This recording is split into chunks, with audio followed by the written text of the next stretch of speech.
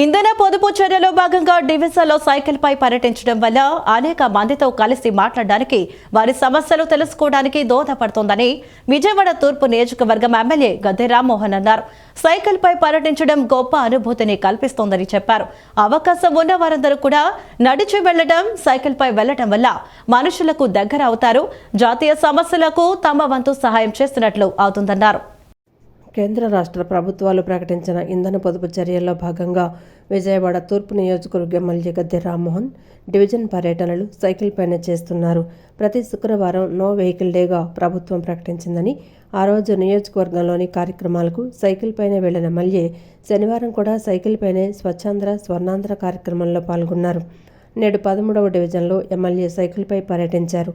తన ఇంటి దగ్గర నుంచి సైకిల్పై బయలుదేరి మార్గమధ్యంలో అందరినీ పలకరించుకుంటూ వారి సమస్యలను అడిగి తెలుసుకున్నారు. పారిశుద్ధ్య నిర్వహణ గురించి పారిశుద్ధ్య కార్మికులతో మాట్లాడారు. ఇతర ప్రాంతాల నుంచి ముంజలు తీసుకొచ్చి విక్రయిస్తున్న వారితో మాట్లాడారు.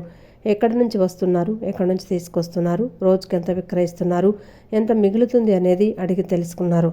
మార్గమధ్యంలో కార్మికులు, చిరు వ్యాపారులు, స్థానికులతో మాట్లాడి వారి సమస్యలను అడిగి తెలుసుకున్నారు.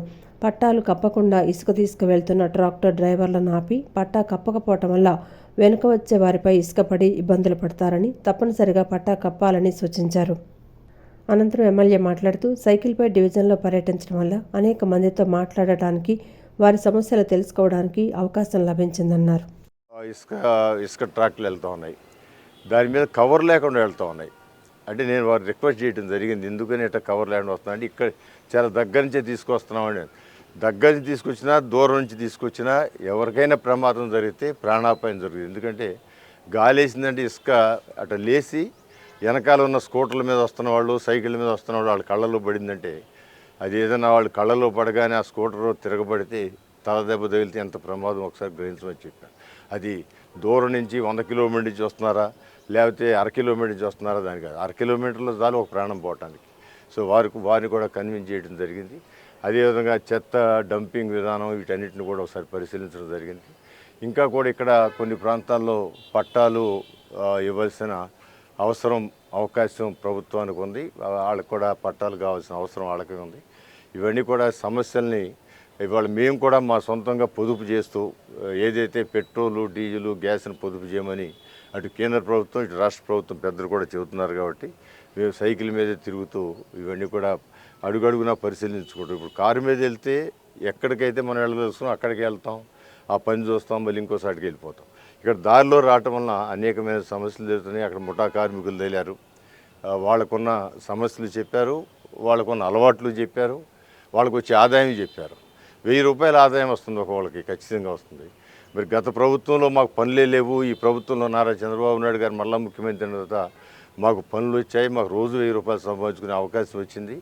అందువలన చంద్రబాబు గారికి వాళ్ళు మరీ నమస్కారాలు తెలియజేశారు. అది ఒక బిట్ అయితే, వాళ్ళకు వచ్చిన సంపాదనలో ఎక్కువ వేరే ఆటికి వెళ్ళిపోవటం వలన కుటుంబానికి ఇచ్చేది తక్కువైతే ఆ కుటుంబంలో ఆ కుటుంబ స్త్రీ పోషణ ఇబ్బంది కలుగుద్దని చెప్పి అలాంటి అలవాట్లు తగ్గించుకుని మీరు ఇంట్లో అవసరాలకి, పిల్లల అవసరాలకి, పిల్లల సౌకర్యాల కోసం వాడండి.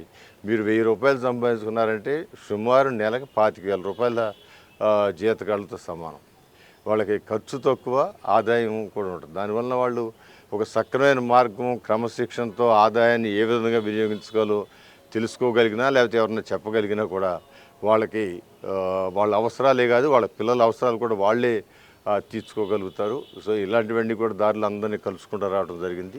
సో ఏదైతే ఇది పొదుపు కోసం ఏర్పాటు చేసిన కార్యక్రమం సైకిల్ మీద వెళ్ళటం వలన ప్రతి మనిషి కూడా టచ్ అయ్యి, ప్రతి మనిషిని కూడా విష్ చేసుకుంటూ, ఎవరైనా ఆపి సమస్యలు చెబితే ఆ సమస్యలు నోట్ చేసుకుంటూ రావటం ఇది గొప్ప అనుభూతిని కలిగిస్తూ ఉంది.